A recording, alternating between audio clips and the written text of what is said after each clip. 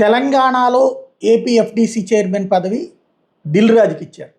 ఆంధ్రప్రదేశ్లో వచ్చేటప్పటికి ఏది ఎఫ్డీసీ చైర్మన్ పదవిని పవన్ కళ్యాణ్ ప్రతిపాదించారు. ఎవరికి?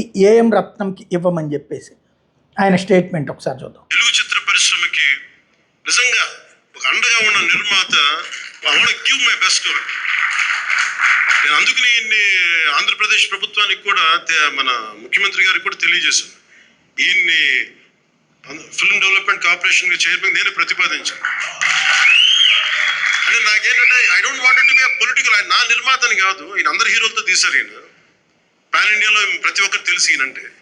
ఇలాంటి వ్యక్తి ఉంటే మన తెలుగు చిత్ర పరిశ్రమకి బాగుంటుంది. అలాగే ప్రత్యేకించి తెలుగు చిత్ర పరిశ్రమ అనేది నాకు ఈ టాలీవుడ్ అనే పదాలు నాకు వాడటం నాకు ఇష్టం. అంటే నేను అది ఒక కీలకమైనటువంటిది, ఓ ప్రపోజల్ చేశాను అన్నటువంటిది. మరి ఏం జరుగుతుంది అనేది చూడాలి.